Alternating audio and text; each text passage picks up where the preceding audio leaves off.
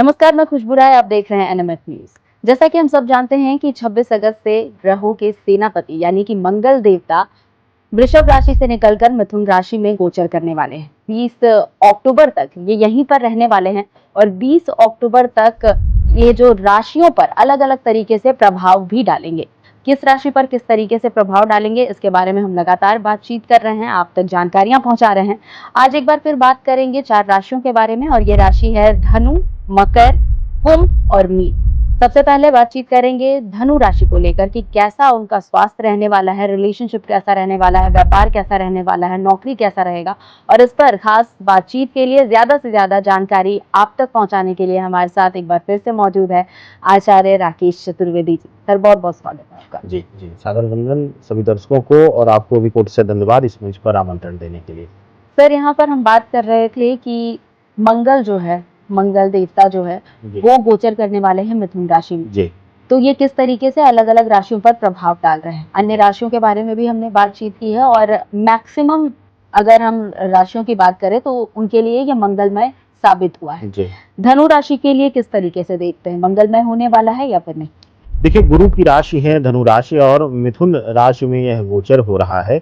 मिथुन राशि से अगर देखा जाएगा, धनु का प्रभाव देखा जाएगा तो यहाँ पर देखने को मिलेगा कि इनके लिए सप्तम भाव में गोचर हो रहा है। तो ऐसी अवस्था में इनके लिए कई विषयों पर मंगल शुभकारी परिणाम देंगे, जैसे कि इनके वैवाहिक जीवन में और इनके विशेष करके लव रिलेशनशिप में। अगर ये लंबे समय से लव रिलेशनशिप में थे, एक प्रेम संबंध में थे और उसको वैवाहिक जीवन में बदलना चाहते थे, तो अब उनको कामयाबी मिल जाएगी। उनको अपनों का सहयोग मिलता हुआ दिखाई देगा, अपनों का साथ मिलता हुआ दिखाई देगा। इसके साथ ही अगर कोई पार्टनरशिप में व्यवसाय इत्यादि कर रहा था, कोई सहभागिता में व्यापार कर रहा था, उसमें कुछ ना कुछ पार्टनरशिप में दिक्कत आ रही थी, रुकावट आ रही थी, दरारें आ रही थी या कुछ मिसकम्युनिकेशन हो रहे थे जिसकी वजह से व्यापार पूर्णतया प्रभावित हो रहा था, तो ऐसी अवस्था में भी सुधार होना सुनिश्चित हो जाएगा।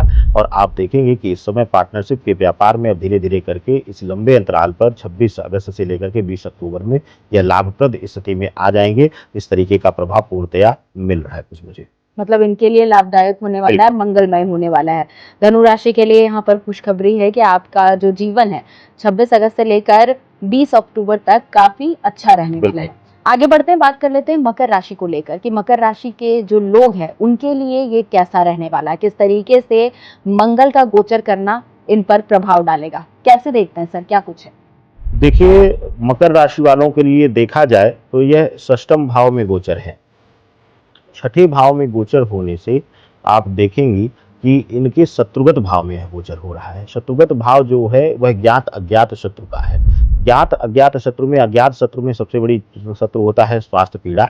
तो मकर राशि वालों के लिए सबसे बड़ी दिक्कत उनके स्वास्थ्य के लिहाज से आएगी। स्वास्थ्य में कुछ ना कुछ अप डाउन्स देखने को मिलेंगे और इनके कार्यस्थल पर या इनके जीवन में जो है शत्रुता के भाव को लेकर के लोगों की अधिकता बढ़ेगी, यानी इनके जो दुश्मन हैं वह इस बीच बढ़ेंगे। और अगर कहीं से राजनीतिक या सामाजिक कार्य में हैं तो इनके प्रतिद्वंदी या कह दीजिए इनके जो कंपटीटर्स हैं वो इनको किसी न किसी विधा से साम दाम दंड भेद किसी भी प्रकार से इनको परास्त करने का पूर्णतया प्रयास करेंगे, यानी शत्रुओं से घिरा हुआ रहने का पूर्णतया प्रभाव यह गोचर दिखा रहा है 26 अगस्त से लेकर के 20 अक्टूबर तक।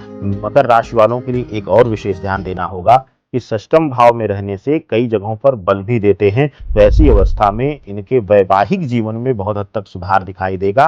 वैवाहिक जीवन में जो अप एंड डाउन्स देखने को मिल रहा था या नकारात्मकता देखने को मिल रही थी, वहां पर एक बार फिर से सुधार होता हुआ दिखाई देगा और आपका पार्टनर आपकी ताकत बनकर आपके आगे खड़ा हुआ मिलेगा। इस प्रकार पूर्णतया फलित मंगल का गोचर हो रहा है मकर राशि वालों के लिए। मतलब मकर राशि के लिए देखा जाए तो उनका जो रिलेशनशिप बॉन्ड है वो काफी स्ट्रांग होता हुआ नजर आ रहा है, लेकिन दूसरी तरफ वही उनके खुद की छवि की बात करें तो वो धूमिल हो सकती है। बिल्कुल। चलिए आगे बढ़ते हैं, बात कर लेते हैं कुंभ राशि को लेकर। इनके लिए किस तरीके का रहने वाला है ये पूरा महीना? देखिए, कुंभ राशि वालों के लिए पंचम भाव में गोचर हो रहा है और पंचम भाव अद्भुत भाव है, बड़ा शुभ भाव माना जाता है। पंचम भाव में गोचर होने से मिथुन राशि में आप देखेंगे कि कुंभ राशि के जातकों के लिए अद्भुत अविस्मरणीय समय यह रहेगा।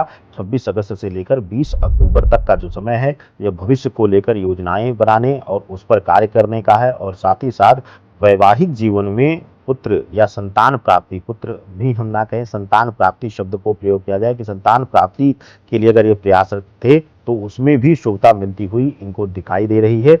और साथ ही इनको अपने संतान की वजह से कहीं सम्मान और पद प्रतिष्ठा की भी प्राप्ति मिलेगी इस गोचर काल में। तो इनके लिए पंचम भाव का जो यह गोचर है वह अद्भुत रहने वाला है, बड़ा ही शुभकारी रहने वाला है। मतलब गर्व पूर्वक देख रहे हैं आप इस तरीके से। बिल्कुल।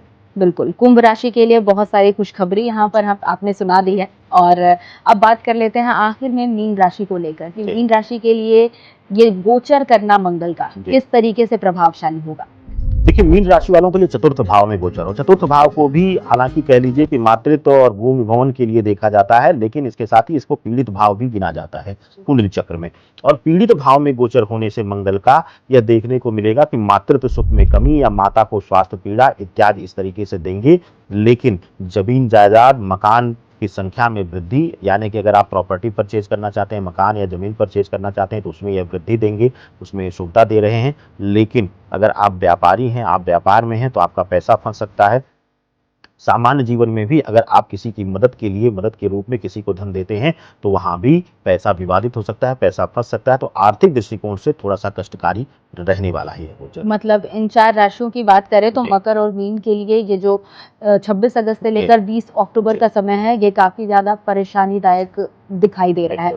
कुछ तो उपाय होंगे कि ये लोग जो है अपने इस दरमियान जीवन को थोड़ा राहत दे सके। देखिए, तो मंगल को और बल देने के लिए और साथ ही साथ श्री गणेश और माँ लक्ष्मी की भी कृपा पाने के लिए यह विशेष रूप से प्रयोग करें। श्री सूक्त और पुरुष सूक्त का पाठ करें। पहले पुरुष सूक्त का पाठ कर लें और यह दुर्गा सप्तशती में श्री सूक्त मिल जाता है। और पुरुष सूक्त के लिए भी आप लोग इंटरनेट इत्यादि के माध्यम से भी ले सकते हैं और पुस्तकें भी ले सकते हैं।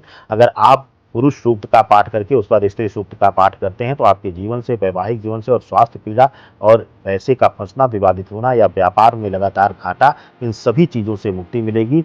और यह कोशिश करिए कि नित्य कर लें। नित्य नहीं कर पाते हैं तो इसका प्रयोग आप हर शनिवार को कर लें। शनिवार को किया गया मंत्र जाप या अमावस्या तिथि में किया गया मंत्र जाप कई गुना प्रभावी हो जाता है। तो यह जो प्रयोग है यह आपके लिए अद्भुत और अविस्मरणीय रहेगा। बिल्कुल, बहुत बहुत शुक्रिया आचार्य जी। तो आचार्य जी हमारे साथ जुड़े हुए थे और बता रहे थे कि मंगल के गोचर करने से, एक बार फिर से बता दूं कि मंगल मिथुन में गोचर करने वाला है और इसके गोचर करने से 4 राशि यानी कि धनु, मकर, मीन और कुंभ राशि के लिए ये किस तरीके से प्रभावशाली होगा इसके बारे में उन्होंने बताया। यहाँ पर 2 राशियों की बात करें तो 2 राशि धनु और कुंभ के लिए ये काफी मंगलदायक होने वाला है, लेकिन मकर और मीन के लिए थोड़ा परेशानी भरा रह सकता है। उपाय भी हमने आप तक पहुंचा दिए हैं। उम्मीद करती हूँ कि जो भी सवाल आपके मन में था उसका जवाब आपको मिल चुका है। और अन्य राशियों के बारे में जानने के लिए हमारे चैनल को विजिट करें, सब्सक्राइब करें। फिलहाल इस वीडियो में इतना ही, मुझे इजाजत दीजिए।